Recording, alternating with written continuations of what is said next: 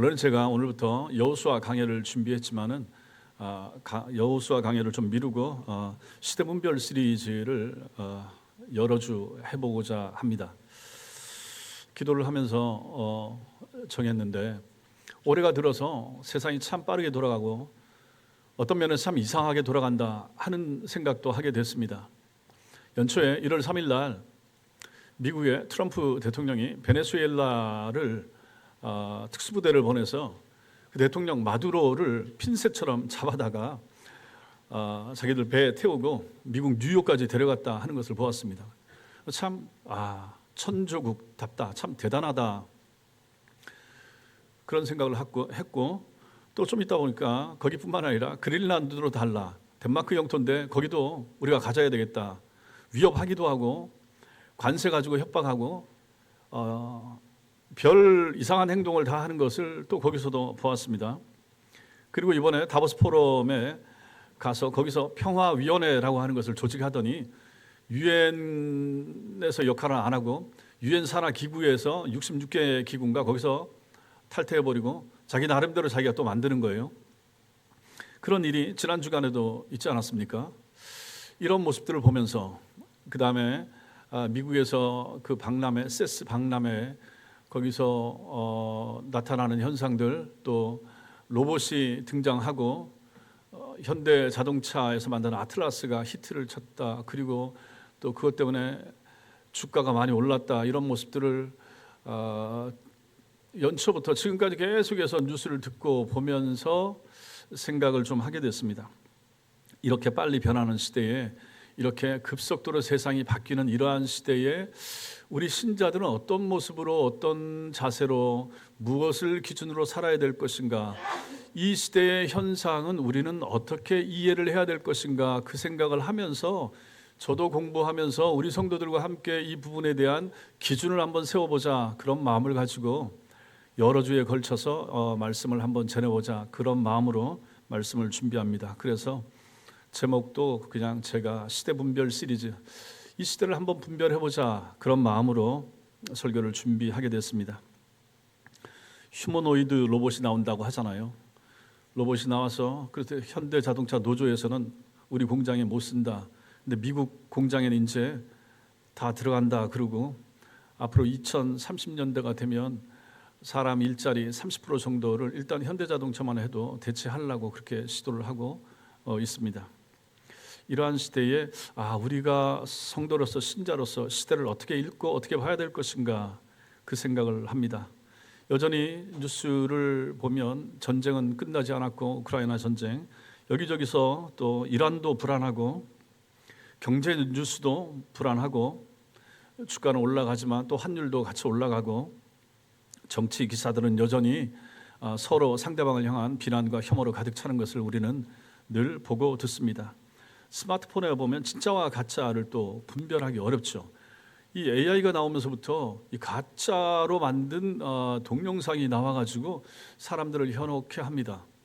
그래서 이게 진짜인가? 저도 이제 그 짤이라고 하죠, 쇼츠 이제 자주 보는데, 저는 이제 동물 뭐 이런 거, 새 먹이고 이런 거 잘 보는데, 보다 보면 밑에 이제 AI가 찍혀 있어요. 그럼 이게 이제 가짜라는 거죠. 진짜 같은데 이제 가짜로 만들어내는 거죠.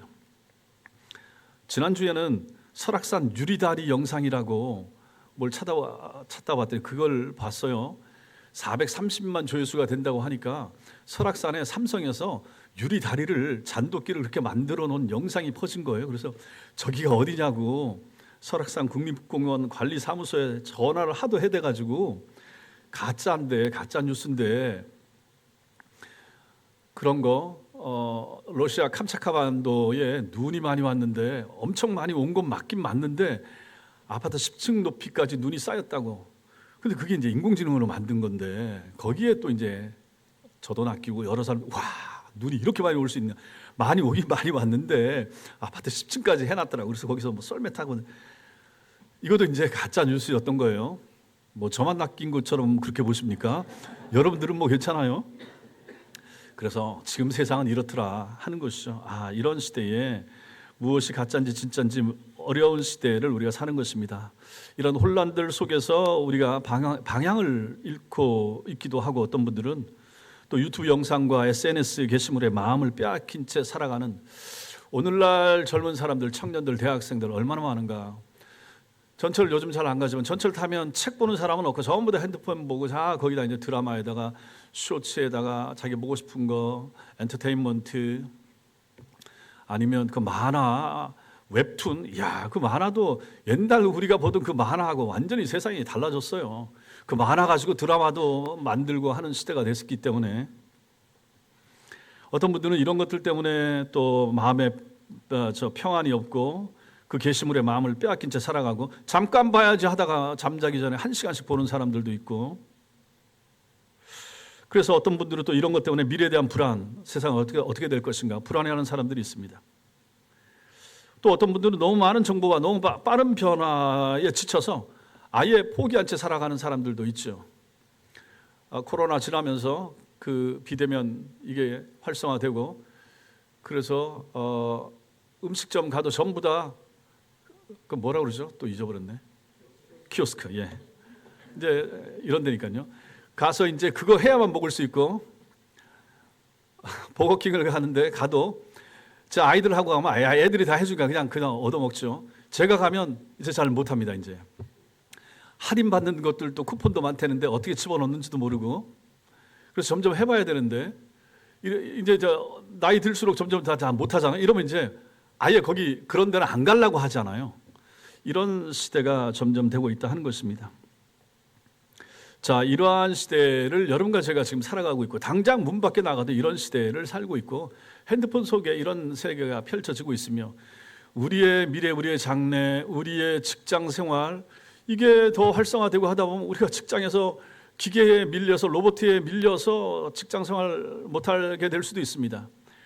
외과 의사가 로봇이 외과 의사를 하는데 사람보다 더 정확하게 하는 시대가 곧 온다고 하고, 살 빼는 약, 좋은 약들 점점 많아지고 있잖아요. 위고비, 마운자로 뭐 이런 거 나와가지고 살도 이제 돈만 있으면 빠지고, 대머리 치료까지도 이제 될 수 있는 시대가 기술과 의학의 발달로 머지않아 올 수 있는 시대가 되고, 생명 연장의 꿈, 120세도 충분히 가능하다, 이런 시대가 되고 있습니다. 이러한 시대의 교회, 이러한 시대의 교인은 어떻게 살아야 될 것인가, 무엇을 보고 무엇을 기준으로 삼고 살아야 될 것인가 생각할 필요가 있다 하는 것입니다. 세상 사람들과 똑같이 뉴스 하나 듣고 일희일비 해야 되겠습니까? 불안에 떨거나 분노하거나 절망하는 것이 그리스도인의 삶의 방식이겠습니까? 그럴 수가 없다 하는 것이죠. 그렇다면 우리는 어떻게 살아야 될 것인가?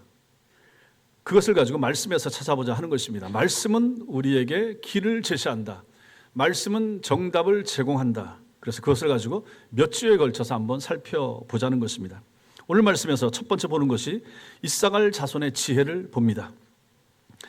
역대상 12장은 다윗이 왕이 되기 전에 그를 따라서 헤브론에 모였던 사람들의 명단을 쭉 기록하고 있습니다. 이 사람들 다 누굽니까? 다윗과 한편이 된 사람들인 거예요.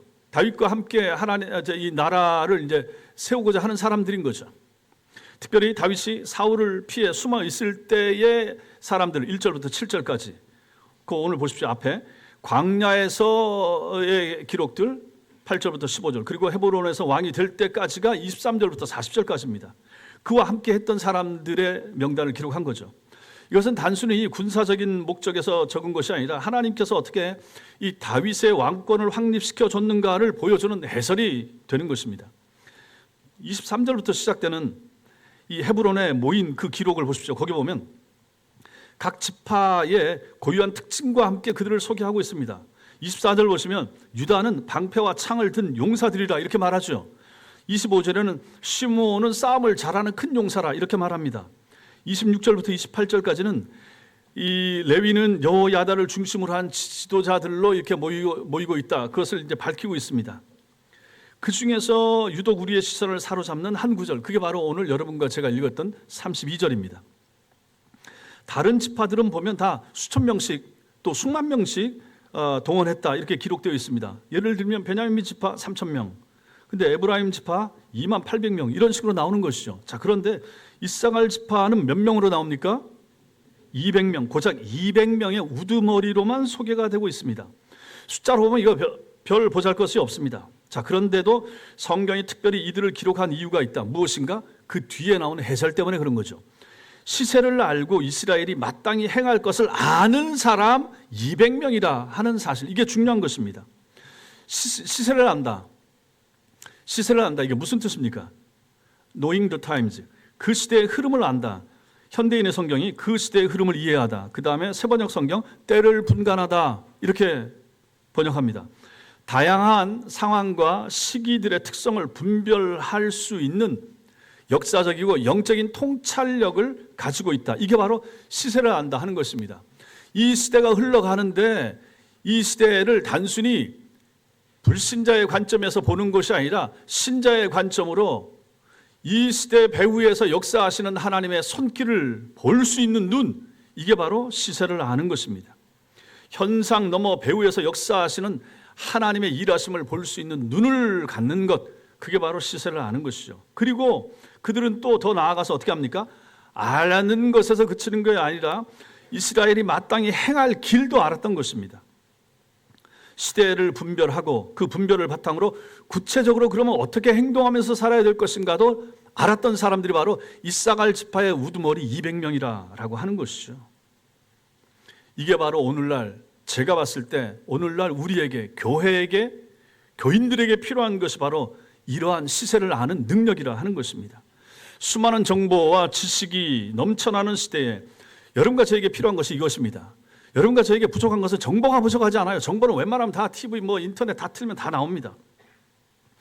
여러분과 저에게 필요한 것은 바로 영적인 분별력입니다. 이사갈 자손 같은 영적인 분별력이 필요하다는 것입니다. 어떤 뉴스의 헤드라인을 넘어서서 그 이면에서 역사하시는 하나님의 섭리를 읽어낼 수 있는 눈은, 그 눈이 필요한 것이죠. 오늘 여러분들 공과가 그겁니다. 하나님이 누구신가? 하나님은 창조자시다. 그리고 하나님은 구속자시다. 그리고 하나님은 통치자시다. 통치하시는 하나님, 섭리하시는 하나님, 하나님 손안에 세계가 돌아가고 있다 하는 것입니다. 뉴스 헤드라인에는 푸틴이 등장하고 트럼프가 등장하고 시진핑이 나와도 그 배후에 하나님의 보이지 않는 역사와 손길이 있다는 것을 아는 사람, 그 사람들이 신자이고 그러한 눈이 여러분과 저에게 필요하다라고 하는 것이죠. 교회의 영적인 리더들은, 장로님들, 권사님들도 이러한 눈이 필요합니다. 이러한 눈을 가지고 기도하는 것이죠. 단순히 눈에 보이는 현상만 가지고 기도하는 것이 아니라 세계를 보면서, 그래서 뉴스를 잘 보셔야 됩니다. 읽어야 됩니다. 우리 아이들의 장래가 다 여기에 달려 있잖아요. 당장 아이가 잘 되고 당장 우리 집안은 이게 필요해요. 당장 먹을 거 주세요. 이게 문제가 아니라 10년, 20년 후에 내가 떠난 다음에 우리 자손들, 우리 자녀들, 손주들 사는 시대까지 생각하면서 기도할 줄 아는 사람들이 돼야 되는 거 아니겠습니까? 그러려면 눈이 열려야, 영적인 분별력이 있어야 이런 기도를 하게 되는 것이죠. 그리고 성도들은 각자 자기 생각만 앞세워오는 것이 아니라 교회 지도자들, 영적인 리더들의 리더십에 순종하면서 따라가는 것이 필요한 것이죠. 200명의 이사갈 지파의 시세를 알고 마땅히 행할 바를 알았던 사람들이 이사갈 지파를 전체를 인도해 갔던 것처럼 교회 리더들은, 각 기관장들은 이러한 능력을 갖추기 위해서 노력해야 되고 갖추고 있어야 되는 것이고, 그래야 구역장님이 구역원들을 바른 길로 인도하고 지도하고 장로님들이 교회를 바른 방향으로 이끌어갈 수가 있다 하는 것입니다. 그리고 성도들은 거기에 따르는 거죠. 보십시오. 이사갈의 모든 형제들이 우두머리들의 인도를 따랐다라고 하는 거죠. 이게 바로 건강한 교회 질서의 모범을 우리에게 보여주는 것입니다. 믿을 만한, 신뢰할 만한 그러한 지도자들이 있고 그 지도자들을 성도들이 따라가는 것, 건강하고 정상적인 교회의 모습이 되는 것입니다. 이게 첫 번째고, 두 번째, 시대의 표적을 분별하지 못하는 사람들이 있습니다. 지금은 이사갈 지파의 우두머리들은 시대를 읽을 수 있었던 사람들인데 그렇지 못했던 사람들이 있습니다. 우리 마태복음 보겠습니다. 마태복음 16장. 여러분 성경을 펴시고 마태복음 16장 1절부터 3절까지.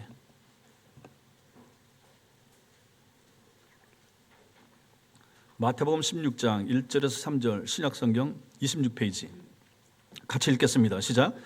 바리새인과 사두개인들이 와서 예수를 시험하여 하늘로부터 오는 표적 보이기를 청하니 예수께서 대답하여 이르시되 너희가 저녁에 하늘이 붉으면 날이 좋겠다 하고 아침에 하늘이 붉고 흐리면 오늘은 날이 굳겠다 하나니 너희가 날씨는 분별할 줄 알면서 시대의 표적은 분별할 수 없느냐. 예.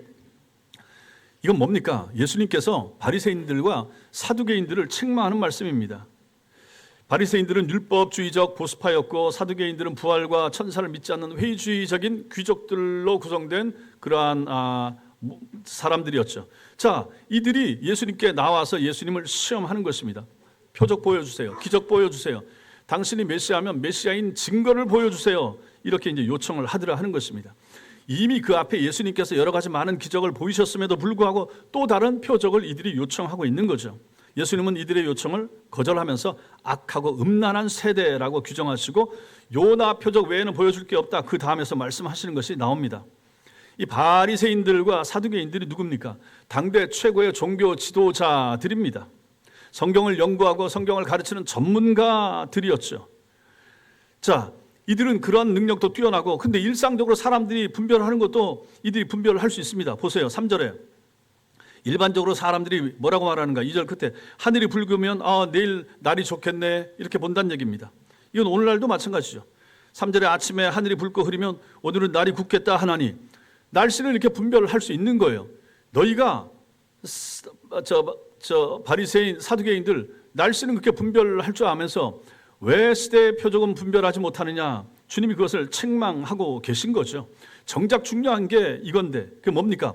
자기들 앞에 지금 예수님이 서 계시잖아요. 예수님이 서 계신데 그분을 예수님은 모른다 하는 것입니다. 구약성경 내내 예수 그리스도가 올 것이다 보낼 것이라 그렇게 약속했고 마침내 그 예수님이 오셨음에도 불구하고 자기들 앞에 서서 자기들과 대화를 나누고 있는 분이 예수님인 줄 바리새인들이 사두개인들이 모르더라 하는 것입니다. 베들레헴에서 출생하셨죠.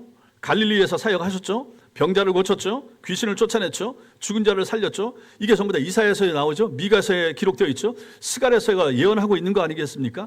그런데도 불구하고 이 모든 일의 의미를 그리고 하나님 나라가 임했다. 예수님이 오셨기 때문에 하나님 나라가 임한 거잖아요.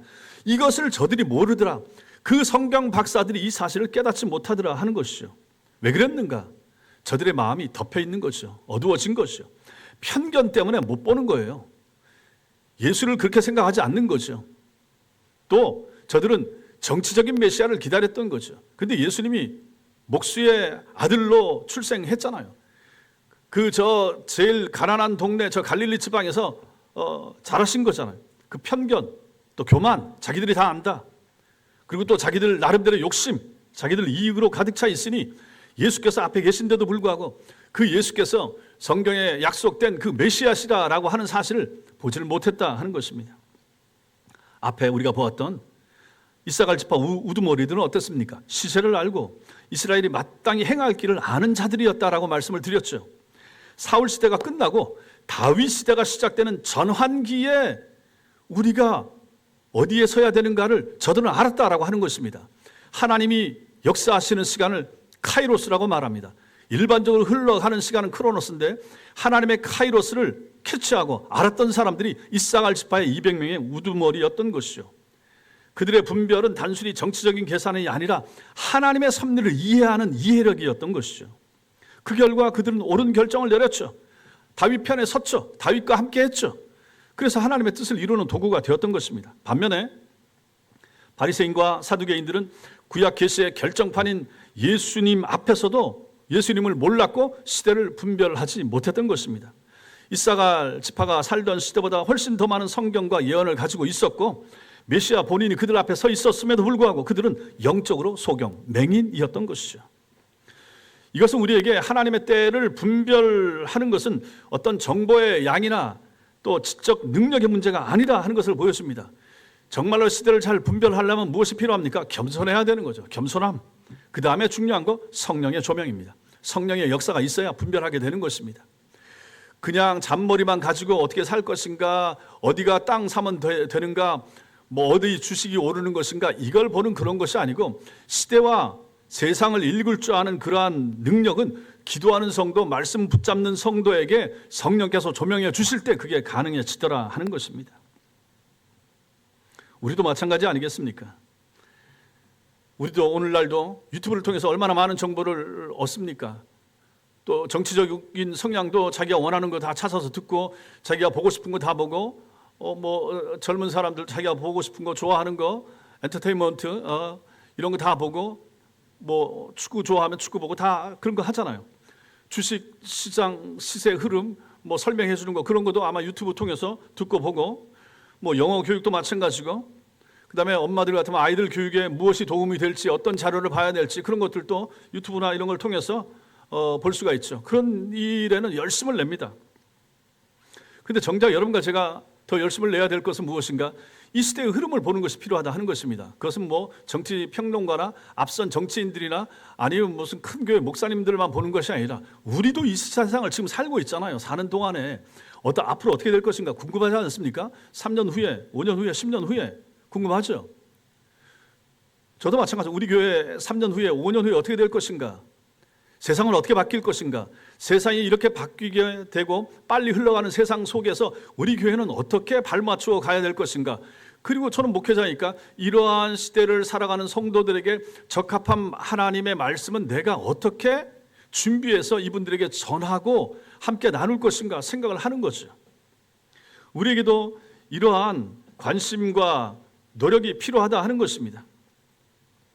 이 모든 세상 돌아가는 현상 배후에 기본적으로 하나님이 계시고, 그 하나님을 통하여 우리가 세상을 읽을 수 있어야 되는데, 그러한 열심, 그게 우리한테 필요한 것이죠. 이 세상을 통하여 하나님이 무슨 일을 하시는지, 인공지능이 발전하고 로봇 기술이 진화하면 사람들은 웬만한 건 모든 거 다 해결되리라 생각하고 정말 또 많이 해결되고 있어요. 웬만한 거. 근데 이걸 성경적으로 잘 보면 이게 위험할 수도 있다 하는 것입니다. DNA 유전자 조작까지 나타나고, 이제 인공지능을 통하여, 로봇 기술을 통하여 사람 닮은, 사람보다 더 뛰어난 존재도 만들어낼 수 있는 시대가 점점 오고 있고, 시도하는 사람들이 있지 않습니까? 창세기 11장 4절 말씀 시작. 성읍과 탑을 건설하여 그 탑 꼭대기를 하늘에 닿게 하여 우리 이름을 내자. 이게 창세기에 나타났던 그 시대 사람들의 모습인데, 오늘날에도 저런 시도를 하는 사람들이 있다 하는 것이죠. 하나님이 필요 없다, 종교 필요 없다, 우리가 하나님이다, 우리가 모든 걸 다 제시하고 답을 해결해 줄 수 있다. 누가 이런 생각을 하고 이런 시도를 하는지 모르지만 세상을 그렇게 가고 있다 하는 것입니다. 일론 머스크 이런 사람들이 로켓을 얼마나 많이 쏘아 올립니까? 그래서 인터넷 없이도 이제 위성을 통해서 웬만한 거 다 보고 듣기도 하고, 그런 시대, 사람들 다 추적되고 어디가 있는지 다 아는 시대. 며칠 전에 전 그게 되는지도 몰랐어요. 음식을 시켰는데 그 배달하는 분이 오는데 봤더니 어플을 통해서 보니까 오는 위치가 이게 찍히고 오는 거예요. 어디까지 왔네, 어디까지 왔네. 저는 그거 모르고 그냥 저 맨 앞에 가서 저 문 앞에서 계속 기다리고 있는데, 굳이 그게 기다릴 필요가 없는 거예요. 여기 보면 어디 위치쯤 오고 있는 걸 보고 좀 이따 맞춰서 내려가면 되는 건데, 그래서 그 아저씨한테도, 야, 아저씨 고생하시겠어요. 그렇대. 화장실도 못 간대. 다 보고 있기 때문에 배달을 가다 어디 잠시 들리지도 못한다는 거예요. 그러니 이게 기술이 발달해서 좋긴 한데, 사람들은 거기에 매여가지고 그 일하는 사람들 얼마나 힘들겠어요. 자, 이런 시대. 그러니 엄마들은 애들 휴대폰에 어플 깔아가지고 위치 추적 하잖아요. 어디 있는지. 아내들은 남편 위치 추적 충분히 할 수가 있잖아요. 지금 시대에.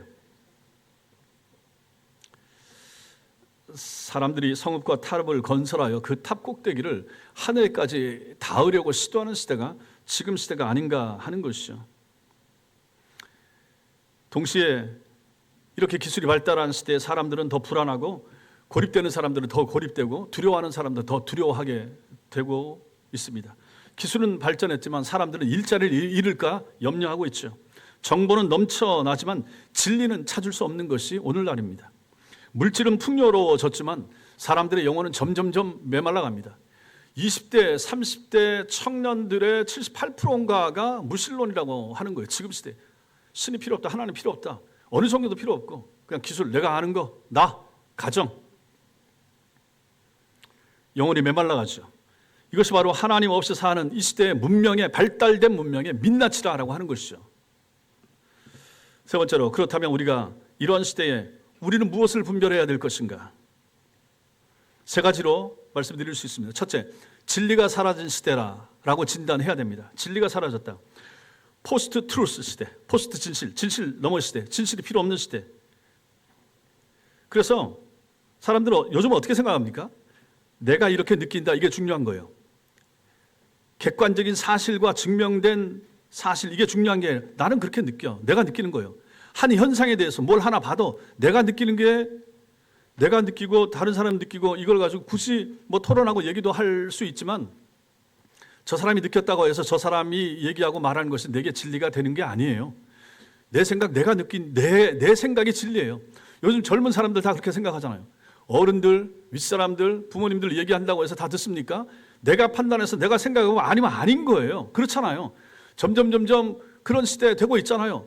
옛날처럼 어머니 말씀하시면 아버님 말씀하시면 이해하고 해야지. 누가 그렇게 얘기합니까 지금? 제 아는 목사님이 그러면 안 되는데 신경질 나서 애를 한 대 때렸다가 애가 즉시 신고해가지고 경찰이 와서 쓰고 저한테 와서 도와달라고 그랬던 적도 있어요. 그래서 제가 우리 김원기 집사님 소개시켜 드린 적이 있는데, 아니 아버지가 신경질 나면 애 때리면 돼요, 안 돼요? 안 되죠. 요즘은 안 되죠.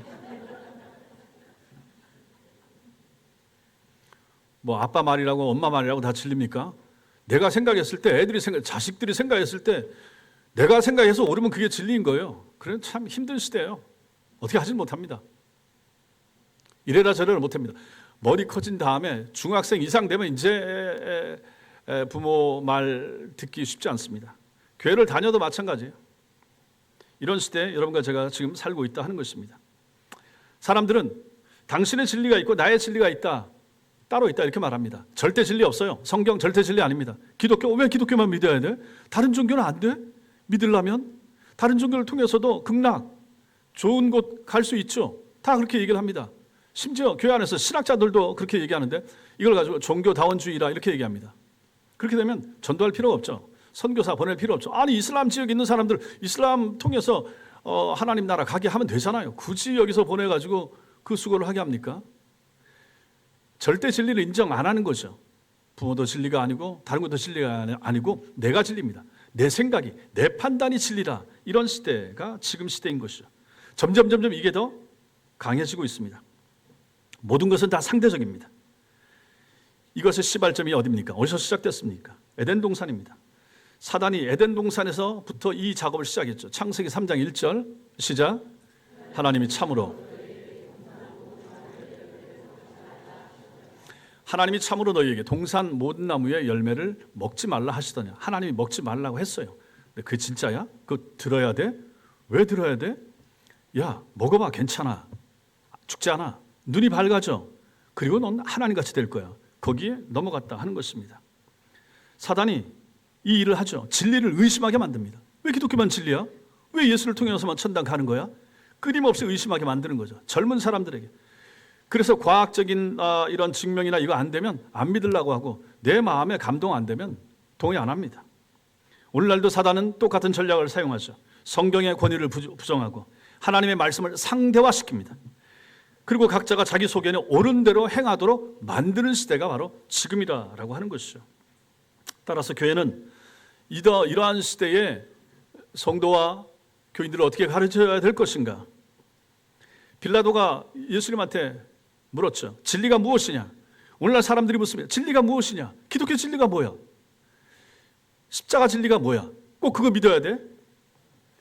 이런 사람들에게 우리는 진리를 분명히 전해야죠. 내가 곧 길이요 진리요 생명이니 예수 그리스도를 전해야 된다 하는 것입니다. 변하지 않는 하나님의 말씀이 우리의 유일한 기준이라는 사실을 믿으시기 바랍니다.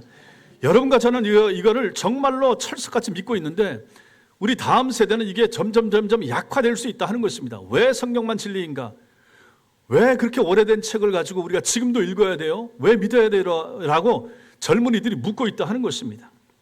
이게 첫 번째, 이 시대의 현상, 이 시대의 진단, 진리가 사라진 시대. 두 번째 진단, 공동체가 해체되는 시대, 공동체가 파편화되는 시대를 우리는 살아갑니다. 보세요. 디지털 기술, 핸드폰 이 기술은 우리를 연결시켜 준다고 약속했죠. 연결시켜 주죠.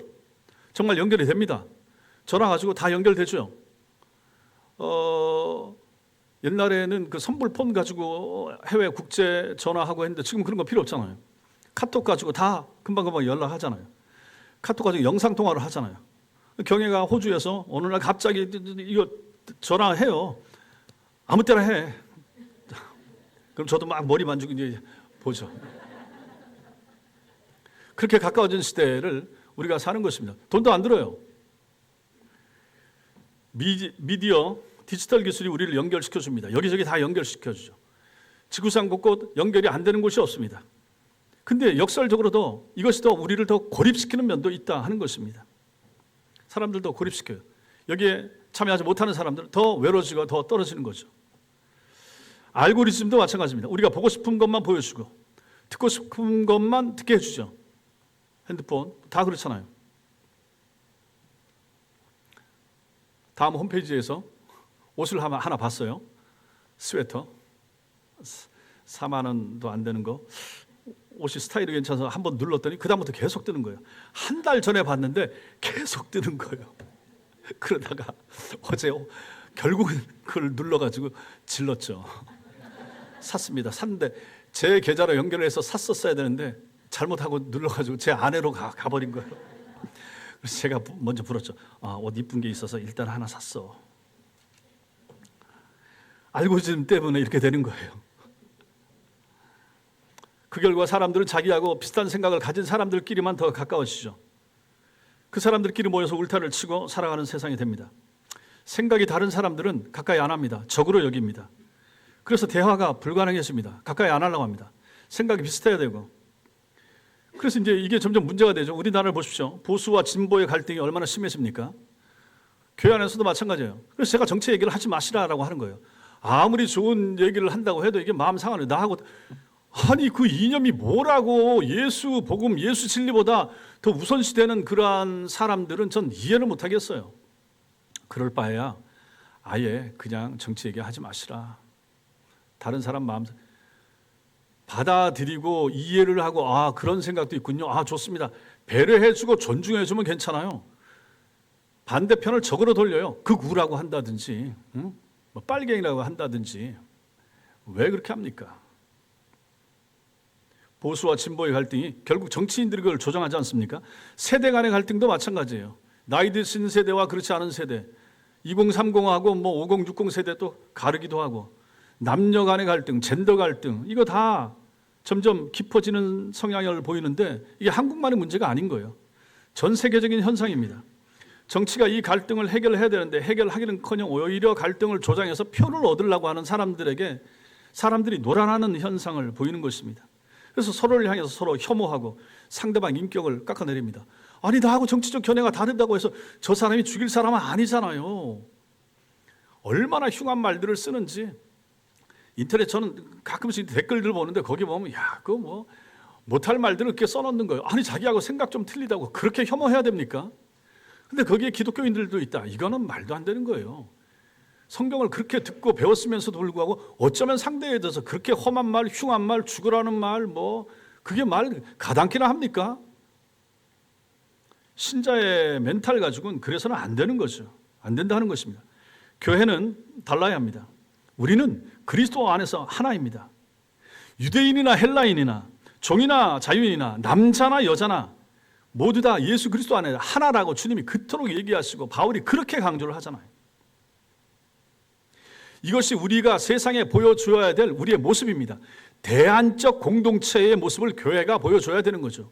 편가르기 하지 아니하고 배타적이지 않고 혐오하지 아니하고 지방색 조장하지 아니하고 누구든지 품어줄 수 있는 공동체. 그 공동체가 세상에서는 불가능한데 교회는 가능하더라. 왜 가능한가? 더 높은 가치가 있기 때문에. 그 더 높은 가치가 무엇인가? 예수 그리스도의 복음이더라. 그 복음 안에서 모두를 품더라. 사랑하더라. 이해하더라. 덮어주더라. 관용하더라. 이러한 교회를 실제로 세상 사람들도 보고 싶어 하지 않겠어요? 교회가 연극을 하면서 현 대통령을 패는 것을 보여주지 않나? 대통령이 죽어야 나라가 산다고 목사가 선동하면서 설교를 하지 않나? 극우든지 극좌든지 마찬가지인 것입니다. 왜 교회가 그 짓을 합니까? 복음이 얼마나 위대한데, 복음 안에서 다 포용하고 덮어주고 감싸 안고 더 아름다운 하나님 나라와 그 공동체를 보여줄 책임이 교회에게 있는데 왜 그 역할을 못하느냐 하는 것입니다. 왜 세상이 분열되는데 한쪽 편에 서서 그쪽 따라가면서 박수 쳐주는 그 어리석은 짓을 왜 교회와 성도들이 하느냐 하는 것입니다. 여러분들은 그러시면 안 됩니다. 우리도 그래서 안 되고, 정치적 입장이 달라도, 생각이 달라도, 나이가 달라도 함께 예배하고 함께 기도하는 공동체, 이게 대안적 공동체고 하나님이 우리에게 원하시는 공동체 모습 아니겠습니까? 이게 바로 복음의 능력이라 하는 것이죠. 이러한 복음을 우리가 붙잡고 있어야 되는 거죠. 엉터리 복음, 이상한 복음, 짝퉁 복음 따라가서는 안 됩니다. 예수 그리스도의 진리와 그 진정한 사랑을 세상과 불신자들에게 보여줄 수 있는 그러한 교회와 그런 성도들이 되어야 되는 것입니다. 그래서 이 시대를 진단했을 때 두 번째, 공동체가 해체되고 있다. 공동체가 파편화되고 있다. 민족주의가 얼마나 득세하는가. 미국만 잘 살아야 된다. 우리만, 그래서 세계 경제를 지금 깨고 있잖아요. 유럽도 유럽끼리 이제 뭉치려고 하고, 중동도 자기들끼리 뭐 몇몇 나라 이제 모이고 이러고 있습니다. 절대 진리가 없는 거죠. 세 번째, 이 시대는 과학기술을 숭배하는 시대입니다. 과학기술. 사람들은 인공지능과 과학기술이 우리의 모든 문제를 해결해 주리라 그런 기대를 가지고 있고 점점 그 길로 나아가고 있습니다. 질병, 가난, 무지, 심지어 죽음까지도 웬만하면 기술로 극복할 수 있다, 이런 생각을 하는 거죠. 그러나 이것은 21세기 새로운 형태의 우상숭배라 저는 그렇게 생각합니다. 하나님의 자리에 기술을 앉히는 거죠. 하나님의 자리에 인공지능이나 로봇을 앉히려고 하는 시도가 계속되고 있다 하는 것입니다. 기술은 구원자가 될 수 없습니다. 기술은 편리함을 줄 수 있지만 의미, 삶의 의미, 생의 의미 주지 못합니다. 기술은 정보를 줄 수 있지만 지혜는 주지 못합니다. 연결을 시켜줄 수는 있지만 진정한 사랑을 기술은 제공하지 못하는 것입니다. 무엇보다도 기술이 못하는 거, 가장 핵심적인 건 뭡니까? 죄 문제, 인간의 죄 문제. 죄 때문에 세상이 아담으로 인해 타락했고 세상이 이렇게 됐죠. 모든 흉한 일들이 다 우리 속에 들어왔죠. 사람의 힘 가지고 해결하지 못하죠. 기술이 죄 문제 해결 못합니다. 창세기 11장 바벨탑 사건, 당시의 최고의 첨단 기술을 동원하여 하늘에 닿는 탑을 쌓으려고 했던 시도, 결국 하나님의 심판으로 무너지고 말았죠. 오늘날도 마찬가지입니다. 하나님 없이 이루려고 하는 모든 인간적인 시도, 결국 실패하고 험으로 돌아가고 말 것이라 라고 하는 것입니다. 그러니 적당한 선에서 멈춰야 되는데 세상 윤리 가지고 되겠습니까? 하나님 자리에 서려고 하는 거죠. 유전자 조작이라든지 뭐 별거 다 동원해서 잘 살아보고 오래 살아보고 많은 돈을 거머쥐려고 하는데 그 모든 시도가 결국은 멈추게 될 날이 있을 것이라 하는 것이죠. 네 번째, 그렇다면 이러한 시대에서 여러분과 저는 어떻게 살아야 될 것인가? 시대를 분별했다면 우리는 무엇을 해야 되는가? 첫째, 말씀으로 시대를 읽을 수 있는 훈련을 해야 됩니다. 뉴스보다도 성경을 먼저 보셔야 됩니다. 세상 목소리 듣기 전에 하나님의 음성을 들을 수 있어야 됩니다. 그렇게 될 때 우리는 더 정상적이고 정확한 것을 보게 되는 것입니다. 세상의 두려움을 조장할 때 우리는 그 두려움 너머에 있는 하나님의 주권과 하나님의 손을 보게 되는 것이죠. 세상이 절망을 말할 때 우리는 하나님의 섭리를 발견하게 되는 것입니다. 그렇다면 여러분과 저는 하루를 시작할 때도 아침에 깨어서 말씀을 보고 기도하면서 하루를 시작하시라 하는 것입니다. 이것이 바로 영적인 분별력을 키우는 가장 기본적이면서도 중요한 방법입니다. 말씀과 성경입니다. 말씀과 기도입니다. 성경과 기도입니다. 말씀을 읽고 기도하면서 분별을 하셔야 됩니다. 둘째, 화해와 일치의 통로가 되어야 됩니다. 분열된 시대의 교회는 화해의 메시지를 전해야 되는 것이죠. 우리가 먼저 이 일을 시도해야 됩니다. 정치적 견해가 달라도 함께 예배하고 함께 기도하고, 세대가 다른 성도들이 서로 존중하고 배려하고 아껴주고 사랑하는 것, 특히 SNS 사용에 조심해야 되죠. 분노, 혐오, 퍼뜨리는 글 공유하지 않아야 되고, 확인되지 않은 정보 함부로 전달하지 않아야 됩니다. 대신 성도는 화평케 하는 말을 해야 되죠. 로마서 12장 18절 시작. 할 수 있거든 너희로서는 모든 사람과 더불어 화목하라. 화목하라. 이 말씀을 기억하셔야 됩니다. 세 번째, 우리는 다음 세대에게 영적인 유산을 물려줘야 됩니다. 우리 아이들은 AI와 함께 자라는 시대입니다. 어렸을 때부터 태블릿 PC 보고 그거 가지고 애들 지금도 다 그렇게 놀잖아요. 3살, 4살부터 다 본단 말입니다. 그러나 그들에게 진정으로 필요한 것은 기술 사용법이 아니라 변함없는 가치입니다. 변치 않는 가치가 무엇인가? 변치 않는 가치가 있다. 눈에 보이지 않는, 볼 수 없는 가치가 있다 하는 것을 우리 아이들에게, 다음 세대에게 가르쳐 줘야 되는 것입니다. 돈을 많이 버는 방법이 아니라 의미 있는 삶을 사는 방법을 알려줄 수 있어야 됩니다. 성공하는 비결이 아니라 하나님 앞에서 신실하고 거룩하게 사는 방법, 그걸 알려줄 수 있어야 되는 것이죠. 그러려면 우리가 먼저 하나님 말씀에 능해야 되고 그 말씀을 우리 아이들에게 잘 가르쳐 줘야 됩니다. 그래서 그런 면에서 주일학교 교육이 중요한 것입니다. 네 번째로, 세상의 빛과 소금으로 여러분과 제가 살아야 됩니다. 시대를 분별한다라고 하는 것은 세상으로부터 도망하는 것이 아닙니다. 더 적극적으로 오히려 세상 속으로 들어가야죠. 그런데 세상과 구별된 삶을 사는 것입니다. 직장에서, 학교에서, 가정에서, 이웃과의 관계에서 그리스도인의 향기를 바라면서 사는 것이 필요한 것입니다. 약한 사람이 억압받는 거 보면 외면해서는 안 됩니다. 거짓이 진리인 척할 때 담대히 진실을 말할 수 있는 용기가 필요합니다. 그리고 이 모든 것을 사랑과 온유함으로 하는 것이 필요하다 하는 것이죠. 여러분과 제가 싸우는 싸움은 혈과 육을 상대하는 것이 아니죠. 눈에 보이는 상대가 아닙니다. 눈에 보이는 어둠의 세력, 마귀의 세력과 싸우고 있다. 이 사실을 잊지 않아야 하는 것입니다. 사랑하는 성도 여러분, 이 세상은 흔들립니다. 흔들리지 않는 게 없습니다. 영원히 견고한 거 없습니다. 정치도 바뀌고 정치도 흔들립니다. 기술도 마찬가지입니다. 경제도 흔들리고 마찬가지입니다. 모든 것이 변하고 흔들립니다. 그러나 하나님의 말씀은 영원히 견고하게 서 있다는 사실 믿으시기 바랍니다. 그래서 이사야 선지자가 40장 8절에서 이렇게 말합니다. 시작. 푸른 마르고 꽃은 시드나 우리 하나님의 말씀은 영원히 서리라. 저 말씀 믿습니까? 세상은 다 변해도 우리 하나님의 이 말씀은 영원히 서 있다. 그래서 지금 영원히 서 있는 이 하나님의 성경 말씀, 구약과 신약을 가지고 우리가 이 시대에 나침반으로 삼으면서 사셔야 된다 하는 것입니다. 예수님은 어제나 오늘이나 영원토록 동일하십니다. 세상이 아무리 변해도, 시대가 아무리 혼란스러워도 우리 주님은 변함없이 우리와 함께 한다는 사실 믿으시기 바랍니다. 마태복음 28장 20절입니다. 시작. 볼지어다 내가 세상 끝날까지 너희와 항상 함께 있으리라. 이 말씀은 오늘도 유효한 것입니다. 제 삶을 돌아보면 제가 30년 전 신학교 처음 94년도에 입학할 때, 그때도 세상은 여전히 시끄럽고 혼란스러웠습니다. 사람들은 그때도 미래를 걱정했습니다.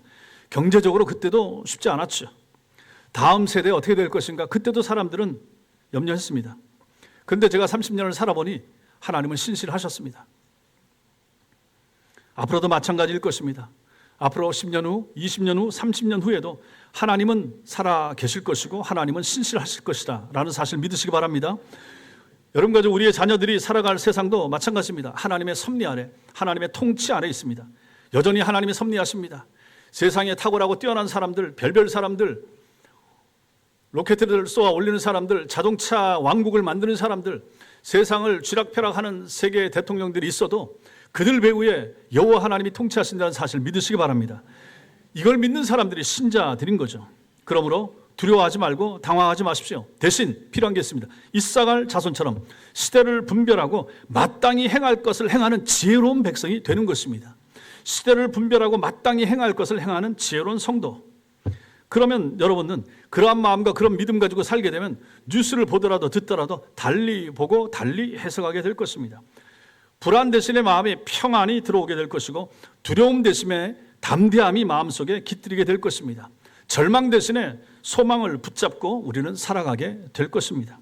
함께 배우고 함께 기도하고 함께 실천하는 가운데 우리 교회와 여러분들이 이 시대를 알고 행할 바를 행하는 그런 믿음의 사람들 다 될 수 있게 되기를 주님의 이름으로 축원합니다. 기도하겠습니다.